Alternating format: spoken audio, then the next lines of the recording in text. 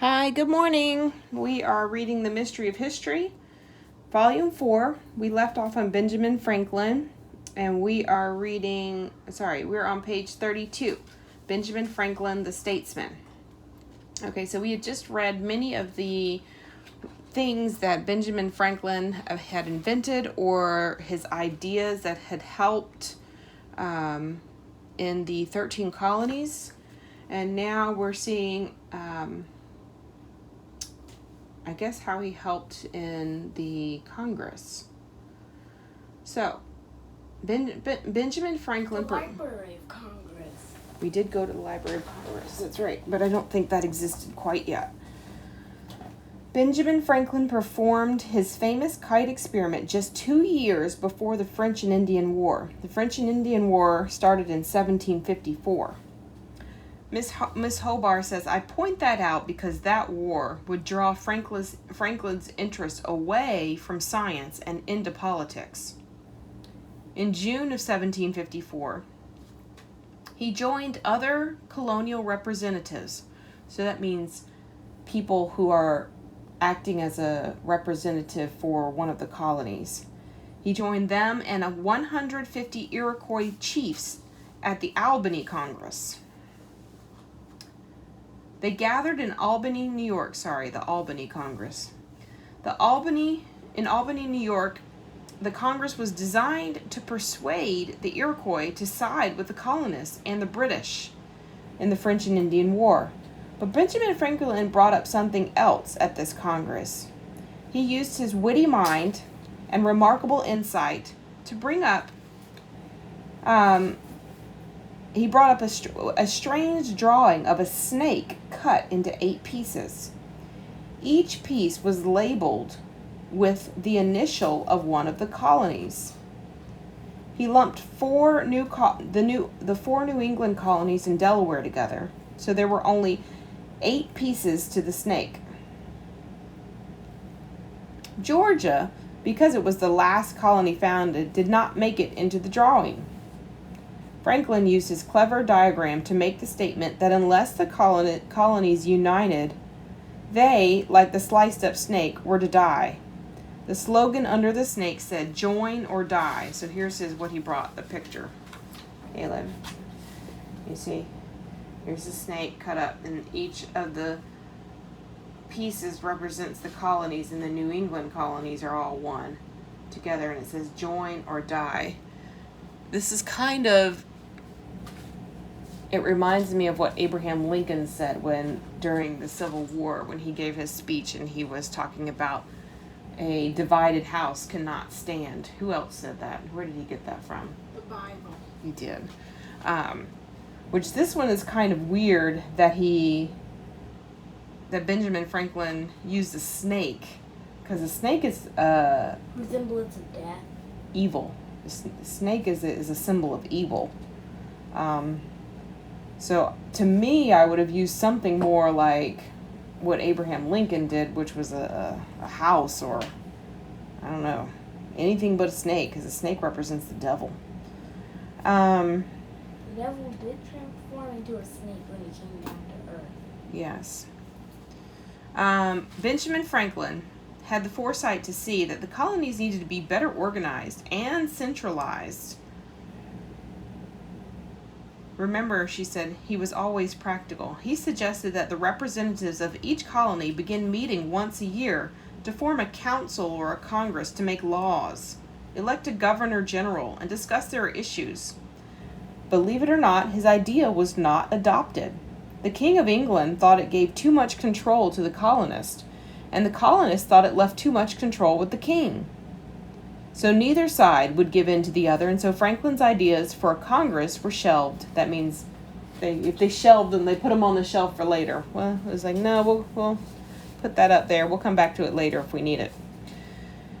Nonetheless, the citizens of Philadelphia recognized the wisdom of Benjamin Franklin and asked him to sail to England on their behalf. Why England? Well, as you may already know, the relationship between the British and the 13 colonies was growing tense. There was great disagreement over taxes. So in 1757, Franklin, always seeking to improve society, traveled to England to represent the American colonists. In the House of Commons in London, it's kind of like a Congress here, Franklin debated the issue of taxation without representation. That means, yeah, you can do that quietly. That means that he was, Cal, still do your drawing with excellence. I really like that foot. The other foot looks really good. They were saying that they didn't have any say. They couldn't even give an opinion or vote on how they were being taxed or the things that were happening in the colonies. But the people who were making the decisions didn't live there. They didn't really know what was going on. They wanted to be able to say, hey, this is good for us. They wanted to be able to give a vote. It's kind of like Puerto Rico now, which doesn't have a say or a vote. Puerto Rico? It's a territory for the United States, and kind of a little bit like Washington, D.C., I'll have to say. We don't have a vote either. We get taxed. We're the capital of the United States. Yeah. So anyway, he also spoke against the Stamp Act, and he offered to pay for the tea that was destroyed in the Boston Tea Party, but they turned him down. Franklin went back and forth to London over the next 10 years. That's a long time. Missing most of the French and Indian War. His visits were not as successful as he hoped. His wife even died during this time, and his son William started to support the British and not the Americans. Benjamin returned to North America without his son on May 5th in 1775. This was about 2 weeks. Play with your toys, Caleb. Play with your toys. This was about 2 weeks after the colonies launched the War of Independence. Benjamin Franklin and his son remained on opposing sides of the war. Now, since we have not yet looked at the details of America's War of Independence, I'm hesitant to tell you all the ways. Caleb, can you scoot over, please? Every time that I have to stop, it interrupts. Sorry. You play with your toys. Cruz, you play with yours. Seek peace. She says, I'm hesitant to tell you all the ways that Franklin was involved. I'd be spoiling the story of the founding of the United States, but I will tell you this. Benjamin Franklin was the only founding father to sign all 4 of these famous U.S. documents: the Declaration of Independence, the Treaty of Alliance with France, the Treaty of Paris with Great Britain, and the Constitution of the United States. And you'll want to know now that throughout the American Revolution, Franklin went back and forth to France as an ambassador. He was pleading with the French for their help. His first trip was at age 70, just after signing the Declaration of Independence. I think I'm going to keep going and read a little bit more. For his efforts and charm, that's interesting. For his efforts and his charm. Benjamin Franklin was loved in France, just as loved as he was in America, all over Paris. His portrait graced hearths. What's a hearth?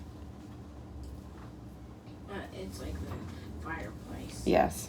And clocks and fine tea sets. The French accepted him in his bifocal spectacles, his frumpy clothes, and the fur hat that he frequently wore without a wig. Though Franklin was a product of the city, meaning he grew up in the city, the French expected him to be a frontiersman, so he may have worn a fur hat to play up his role as an ambassador of the rugged New World. For all he represented, the French embraced Benjamin Franklin as another voice in the Enlightenment. In many ways, Franklin was a lot like the philosophes of the Enlightenment. He surely hoped to improve society around him, and he looked mainly to practical reason. So I think this is important to start thinking about, that a lot of these ideas, there is a book called The Providential History of America that's very good to read, and it shows how God was working to establish America, and how a lot of our founding fathers and the people who were working to establish America were praying and relying on God's wisdom However, what we also see coming in here is that a lot of the ideas that were used as foundations for our country were what? Evolution. Not evolution. But Man's eye. yeah, man's eye. Were of the Enlightenment. Man's reason. Just man alone. I'm not going to take into account what it says in the Bible. So we need to kind of keep that in the back of our mind, is that what we see is a lot of these ideas that we're starting to use as the foundation for how we form our government are from man's perspective alone. However, there were a lot of godly men that were praying and asking for God to help us form this nation, but yet there's this mix, because it's forming it right at the time of the Enlightenment. There's this mix of man's reason without God's wisdom that's kind of serving as a foundation as well, as a building block. So let's just keep that in the back of our mind. Benjamin Franklin once said, God has given us reason, there it is, whereby we are capable of observing his wisdom in the creation. He is not above caring for us, being pleased with our praise, and offended when we slight him or neglect his glory. As you might notice, Franklin's views were similar to those of the deists, meaning those who believed God was not, he was there, but he wasn't really involved with us. He saw God as a creator, but he was not purely deistic, since he believed that God cared for mankind and delighted in praise. Franklin's religious views were not entirely clear. Though he had a wide variety of interests, religion itself was not one of them. Okay, so that's important, because Benjamin Franklin is highly praised as one of our founding fathers, but he recognizes God as a creator, but it's not really an active part of his life. When Jesus is real to you, he's real every single day. It's not just some kind of idea that's in the back of your mind. It's every single day he's real. It says Franklin was raised Presbyterian, but shied away from the church as an adult. As a reflection of his unorthodox views, Franklin once said, "There is in all men something like a natural principle, which inclines them to devotion or to the worship of some unseen power." In his later years, Benjamin Franklin would be more traditional in his beliefs and not at all appear to be a deist. He demonstrated belief in a personal God who hears prayer when he addressed the Constitutional Convention in Philadelphia when they were deadlocked over a decision. Men were bickering over the details of the new Constitution. Franklin suggested prayer. He was 81 years old in June of 1787 when he addressed, this is what he said to the Constitutional Convention. He said, "I have lived, sir, a long time, and the longer I live, the more convincing proofs I see of this truth, that God governs in the affairs of men. And if a sparrow cannot fall to the ground without his notice, is it probable that an empire can rise without his aid? We have been assured, sir, in the sacred writings, that except the Lord build the house, they labor in vain that build it. I firmly believe this, and also believe that without his concurring aid, we shall succeed in this political building no better than the builders of Babel." That's really I like what he said there. Me too. So you see that as he got older, he's really leaning on the Lord's wisdom here, and he's encouraging them in the Constitutional Convention to seek God for help. So we see him changing, and I like that. However, I still want to keep in the back of our mind that he's having to persuade them. Do you see what I'm saying?